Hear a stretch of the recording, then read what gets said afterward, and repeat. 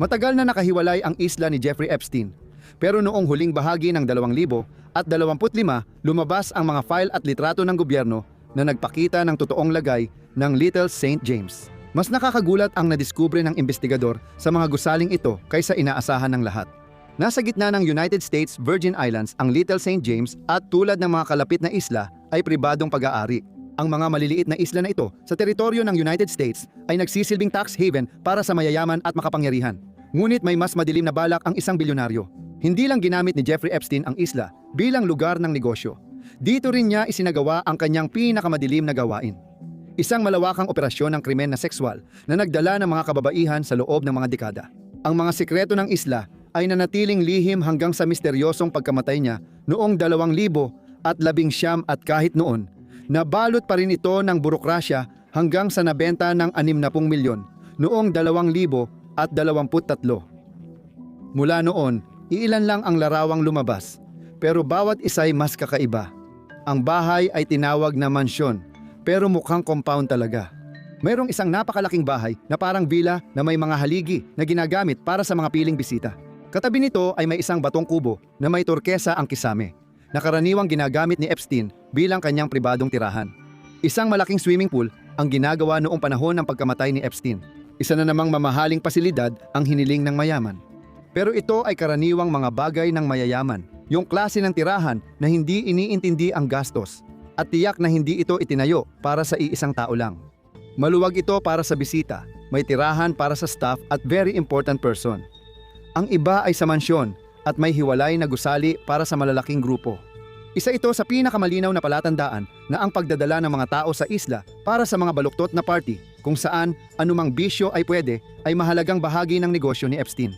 Pero pagdating sa kakaibang bagay, wala nang tatalo sa susunod na estruktura na natuklasan ng mga investigador. May isang malaking gusali sa isla na walang makapagpaliwanag ng maayos. Tinatawag itong templo at ito ang pinakamalaking misteryo sa isla. Isang malaking gusaling kahon na may asul na guhit ang nasa timog kanlurang isla na papalibutan ng parisukat na pabilyon na may pula at puting mosaics. Minsang nilagyan ang gusali ng malaking gintong simboryo at mga estatwa ng ibon. Parang templong sinauna ito. Ngunit kahit banal na interbensyon ay di mapipigilan ang kalikasan.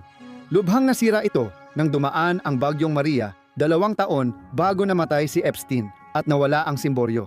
Kaunti lang ang pinayagang makapasok sa loob. Ayon sa ulat, ang gusali ay orihinal na dinisenyo bilang isang music pavilion at maaaring ginaya ito mula sa sikat na Dome of the Rock sa Mecca.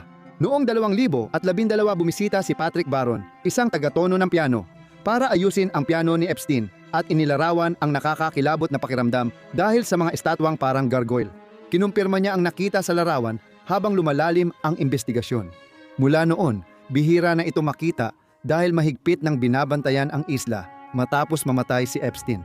Pero isa sa mga pinakakakaibang bagay tungkol sa gusali ay hindi isang bagay, kundi isang tao. Maraming sikat na bisita si Epstein sa kanyang isla, kahit kaunti lang ang detalye sa kanilang ginawa. Kumalat ang chismis tungkol sa mga politiko at kay Prinsipe Andrew Mountbatten. Madalas ding nababanggit si Windsor sa iba't ibang kaso.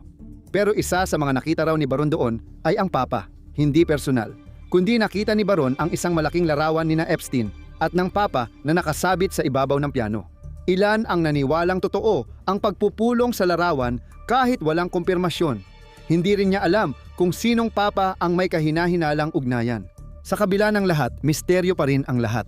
Napansin ng investigador na ang pinaka-nakakabahalang bahagi ng gusali ay may pinto na may kandadong bakal sa labas. Pinipigilan nitong makalabas ang mga tao dahilan ng madidilim na teorya sa isla. Maaaring ito rin ang susi ng operasyon. May mga teorya tungkol sa nakatagong elevator o lagusan na posibleng ginamit ni Epstein sa kanyang pagtakas o mas malalalim na sabwatan. Ibinunyag nito ang isang underground templo para sa mga baluktot na ritual ni Epstein. Isa sa maraming misteryong hindi pa nasusolusyunan ng gobyerno. Hindi lang ito ang misteryosong gusali sa isla. Malapit sa tubig, may isa pang mas maliit na gusali. Mayroon din itong kakaibang pattern sa lupa at asul-puti ang kulay. Pero mas simple kaysa sa pangunahing gusali. Maaaring magkaugnay ba ang mga ito? At kung bahagi sila ng madalas na pinaplanong pagtakas, posible kayang magkaugnay ang mga ito sa ilalim ng lupa? Pero ang kakaunting impormasyon na meron tayo tungkol sa kanila ay hindi pa nakakapagpatunay ng kahit ano. Kaya lalo lang ginaganahan ang mga naniniwala sa conspiracy theory na alamin ang tungkol dito. Kaunti lang ang impormasyon. Huwag maliitin ang kapangyarihan ng influencer.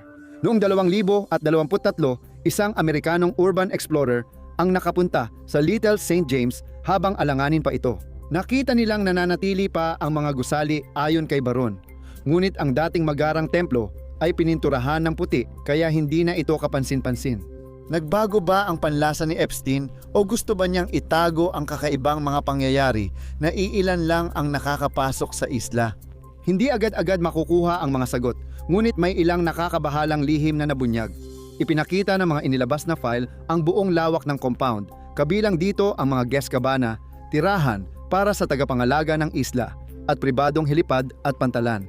Iniwan ni Epstein ang kanyang mga lihim nang siya ay maaresto.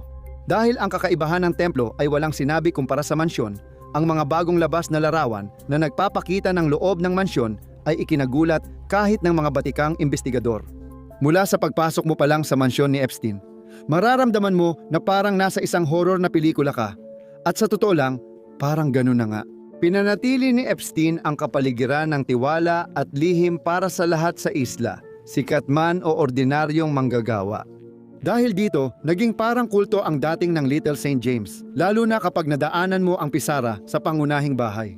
Napansin agad ng mga tao ang sunod-sunod na sulat sa pisara na may salitang kapangyarihan, panlilinlang, at mga mahirap intindihing mensahe tungkol sa musika at oras.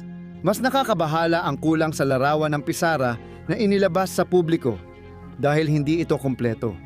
5 bagay sa pisara ang binura at tinakpan ng itim na guhit. Tanging gobyerno lang ang may alam sa mga ito. Pero ang palagay ng karamihan ay maaaring naglalaman iyon ng mga pangalan ng pinakamalalapit na kasamahan at maaaring mahalaga pa rin ang mga pangalang iyon sa anumang investigasyon at ang mga taong nakakita sa pisarang ito ay talaga namang kabilang sa pinakaloob na grupo. Nasa gitna ng silid-aklatan ng yumaong bilyonaryo, ang pisara na papalibutan ng 4 na magkakaharap na upuang may kutsyon, tila lihim na pagpupulong ng mga makapangyarihan. May ilang estanteng puno ng libro at malaking mesa sa silid. Dito marahil pinaparamdam ni Epstein sa mga kasamahan na kailangang panatilihing lihim ang lahat ng nakikita. Sa islang ito, natutupad ang kanilang pinakamadilim na pagnanasa at lalong lumalala ang kasamaan. Ilang larawan lang ang inilabas at isa rito ay nagpapakita ng silid para sa mas personal na pag-aalaga.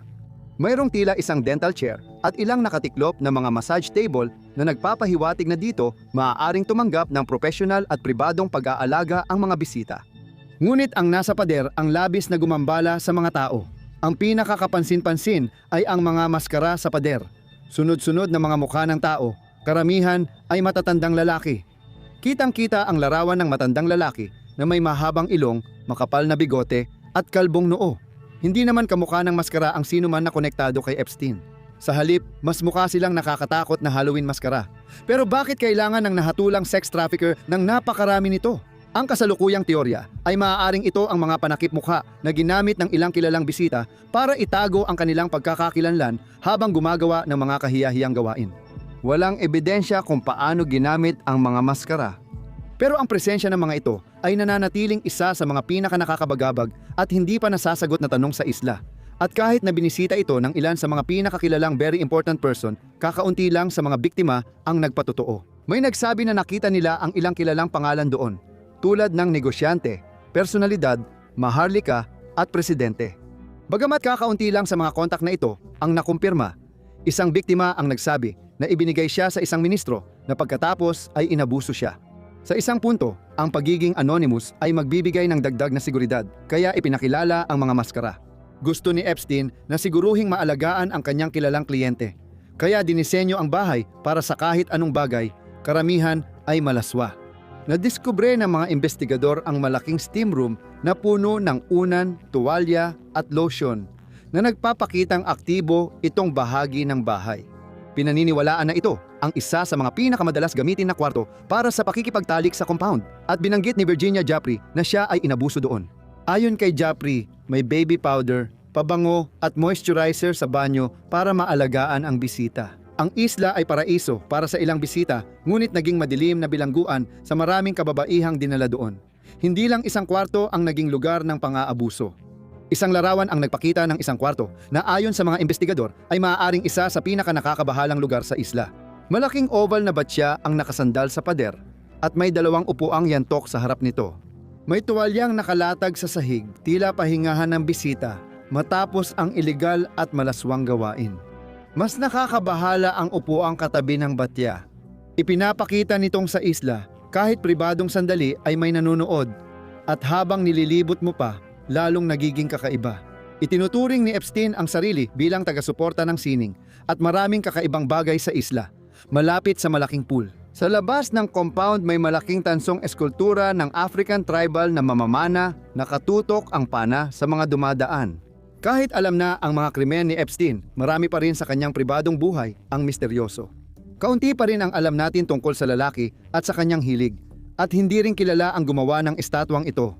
May mas nakakakilabot pa dahil dito nakatago lahat ng sikreto. Sa ngayon, bihira ka nang makakita ng landline. Kadalasan, may cellphone ang tao at ang kriminal ay posibleng may maraming burner phone para iwas huli. Ngunit may isang bagay sa mansyon na mas lalong nagpalito sa mga investigador. Isang lumang Panasonic na telepono. Pinakamahalaga, may shortcut buttons para mapadali ang pakikipag-ugnayan ni Epstein sa mahahalagang kasamahan. Lalo pang lumalim ang palaisipan dahil dito. May label ng opisina sa New York at mga pangalan ang mga shortcut. Nakalista sina Darren, Rich, Mike, Patrick at Larry bilang kontak, ngunit walang ibang detalye. 4 pang pangalan ang inalis sa mga larawang ibinigay ng kagawaran ng katarungan, marahil dahil sila ay nakilala na at iniimbestigahan pa. Pero hindi ginamit ang 5 pangalan na alam natin para tukuyin ang kasamahan ni Epstein. Hindi rin natin alam kung totoong pangalan o alias ang mga ito at malamang hindi na rin aktibo ang kanilang mga telepono. May isang silid din na may mas madidilim na kwento. Malinaw ang ilang detalye tungkol kay Epstein at Little St. James mula sa aklat ni Giuffre na binanggit niya. Isang malaking silid tulugan sa loob na may isang puting kama at maraming ilaw para sa ambience. Pati na rin ang iba pang mga kasangkapan tulad ng mesa para sa trabaho at mga bentilador. Ito ang silid tulugan kung saan sinabi ni Jeffrey na inabuso siya ng mga lalaki at lumitaw ito sa mga larawan gaya ng kanyang paglalarawan. Ang silid na ito ang pinakabantog na eksena ng krimen ni Epstein at may bagay dito na nagpapahiwatig ng karumal-dumal na gawain. Kung palalakihin mo ang bedside table, makikita mo ang itim na piring at flashlight. Bahagi kaya ang mga ito ng baluktot na laro. Mahilig maglaro ang mga makapangyarihang bumisita rito. Nanatiling misteryo ang madidilim na detalye ng isla, mga gawain at mga kasali. Sa bawat bagong larawan, nadaragdagan ang palaisipan at lumalakas ang panawagan para sa sagot at hustisya. Nagpahiwatig si Jeffrey na mas delikado ang tunay na layunin ng isla. Bagamat marangya ito, iba ang karanasan ng mga dinala roon. Ibinunyag ni Jeffrey na ang mga babaeng biktima ng human trafficking na dinala roon ay kinumpiska ang kanilang mga pasaporte at pinanatili silang laban sa kanilang kagustuhan. Ibig sabihin, maraming marangyang gusali rito ang maaaring ginamit bilang kulungan, kaya posibleng may bar din sa labas ng templo. Ito ba ay para pigilan ang pagpasok ng tao o pagtakas ng mga biktima ni Epstein? Sabi ng mga investigador, may mga nakababahalang natuklasan na hindi pa nailalantad. Hindi pa lahat ng lihim ng isla ay alam. May paparating pang mas nakakatakot na mga larawan at maaaring matuklasan pa nila ang madidilim na sikreto at mga kilalang pangalan dito. Panoorin kung ano ang nangyari kay Jeffrey Epstein para malaman ang mga misteryo sa likod ng kanyang pagkamatay o i-click ang video na ito.